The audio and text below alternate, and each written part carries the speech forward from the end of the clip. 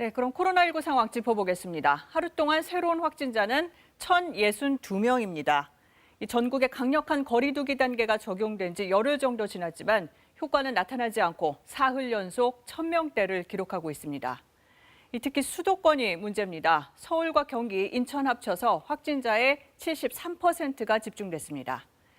부산과 울산, 경남 지역도 100명 넘게 늘었고 제주에서도 집단 감염이 잇따르고 있습니다. 정부는 거리 두기 최고 수준인 3단계로 올릴지를 고심하고 있는데 지금은 방역에 집중하고 준비를 치밀하게 한 뒤 필요하면 과감하게 시행하겠다는 입장입니다. 3단계를 고민할 때 기준으로 삼는 위중증 환자와 사망자 수가 계속 늘어서 걱정인데요. 병상 배정을 못 받고 대기하고 있는 확진자가 수도권에만 500명이 넘고 이달 들어서만 병상을 기다리다 숨진 사람이 모두 6명으로 파악됩니다. 경기도 부천의 한 요양병원에서도 격리 중이던 확진자 3명이 숨졌습니다. 이승재 기자가 보도합니다. 지난 11일 수십 명의 확진자가 나오자 동일 집단 격리에 돌입한 경기도의 한 요양병원. 이 병원에서 확진돼 병상을 대기하던 80대 남성이 5일 만인 16일 숨졌습니다.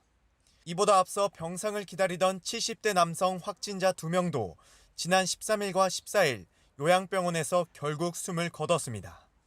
모두 고령 기저질환자로 거동이 불편해 병상에 누워 있었습니다. 병원을 따로 옮겨야 되는데 병상이 없으니까 거기서 계속 있다가 사망을 하셨는데 이처럼 격리된 요양시설 안에서 병상을 기다리는 것은 고령 환자들에겐 위험합니다. 감염병 치료시설도 없는 가운데 오히려 안에서 전파가 더 확산될 수 있기 때문입니다.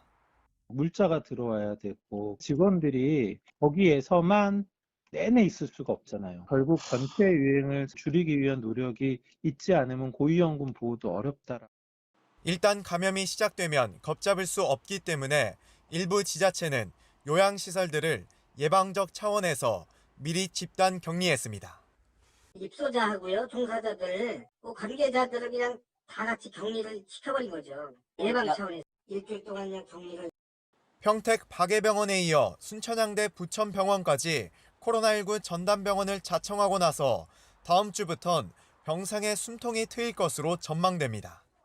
경기도만 해도 병원에 가서 치료해야 하는 대기자가 251명에 달해 앞으로 한두 주 동안 의료 시스템이 감당할 만큼 확진자 발생을 억제할 수 있느냐가 관건입니다. KBS 뉴스 이승재입니다.